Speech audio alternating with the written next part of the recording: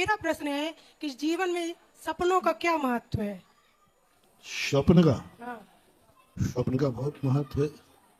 स्वप्न अनादि अनंत कालीन है, लेकिन स्वप्नों की जो स्त्रियां हैं वह विकृत ना हो। इनके भी सांचे झूठे के समय होते हैं। कोई अस्वस्थ व्यक्ति है, भयभीत व्यक्ति है, उसके स्वप्न स्वप्न नहीं माने जाते।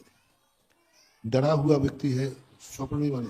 स्वस्थ व्यक्ति हो, और स्वस्थ व्यक्ति को भी मुहूर्त होता है, किस दिन स्वप्न आया है, किस मुहूर्त में आया है, तो ये सारे स्वप्न थे।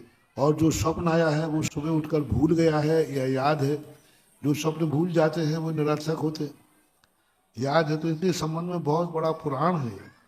स्वप्न नाम का एक शास्त्र है जो प्रथमान युग के अंतर्गत प्रायः इनका उल्लेख मिलता है। भद्रबाहु स्वामी ने स्वप्न के ऊपर काफी चर्चा की है। ऐसे स्वप्नों के लिए, और अनादिकाल से तीर्थंकर की माता 16 स्वप्न तो देखती ही है। वो स्वप्न तो शाश्वत ही है। भरत चक्रवर्ती ने 16 स्वप्न देखे, शास्त्रों में है। महाराज अंतिम सम्राट भारत के चंद्रगुप्त ने 16 स्वप्न देखे, वो भी उल्लेखित है। तो ऐसे स्वप्नों की चर्चा है। श्री पूज्य अति बिशप आचार्य जी ने श्री त्रिलोक परिणति में बताया है कि सूर्य के गमन करने की गलियां हैं। एक गली से दूसरी गली में जाने में एक मुहूर्त का समय लगता है, जिससे एक माह में एक दिन बढ़ जाता है। तो यह गलियां क्या हैं महाराज जी? क्या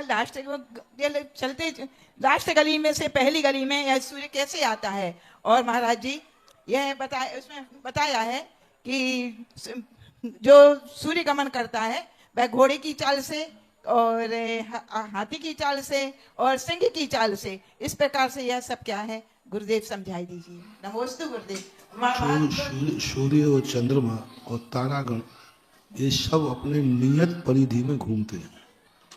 जैसे अपन 4 मृगों को या 4 पशुओं को एक मेड़ी से बांध दें और उनको बार बार घुमाएं, तो वो अपनी ही गली में घूमेंगे कि नहीं? ऐसा ही इन सबका स्थान निश्चित है। और ये सूर्य जो है, जम्बू द्वीप के 2.5 द्वीप के अलग अलग, जम्बू द्वीप के जो सूर्य हैं, 2 सूर्य, ये जम्बू द्वीप के लास्ट परिधि में घूमते हैं। कुछ गलियां इनकी समुद्र के ऊपर से है, कुछ गलियां समुद्र के जम्बू द्वीप के अंदर है। और इन गलियों में वो घूमते हैं। उनकी गति है 5000 कुछ योजन प्रति मुहूर्त के हिसाब से चलते हैं। और छोटे बच्चे लोग, एक डिब्बी होती है, उसमें एक कंकड़ होता है, वो कंकड़ को घुमाते हैं और उसको दूसरी गली में ले जाना पड़ता है। बीच में कट होता है, गेम होता है छोटी जगह, वो उसको घुमाते घुमाते उसको कंकड़ से दूसरी गली में ले जाना है। तो जैसे वो डिब्बी के अंदर कट होते हैं, ऐसे ही इन गलियों को घूमते घूमते जब उनका समय आता है, स्वतः ही वो कट होकर के दूसरी गली में प्रवेश कर लेता है। फिर जब पूरा होता है तो तीसरी गली में प्रवेश कर लेता है। इसी कारण छोटे बड़े दिन हो जाते हैं। जैसे जैसे सूर्य निकट की गलियों में आता है तो दिन छोटा हो जाते, दूर की गलियों में जाता है तो दिन बड़े हो जाते, क्योंकि उसको परिधि के चक्कर लगाने में टाइम लगता है। गति उनकी निश्चित है। और जो धीमी गति आदि, गज गति आदि लिखे हैं, ये उनकी गति का एक अपने लिए, जैसे करके दिन बड़े होने लगे तो सोचते हैं कि सूर्य धीमी गति से चल रहा है, लेकिन उनकी गति नियत होती है। वे गति में कम बढ़ कभी नहीं होता। गली बदल जाती है, गति एक नियत गति से चलते रहते हैं। अच्छा, please like, share and subscribe my channel पुण्यधारा।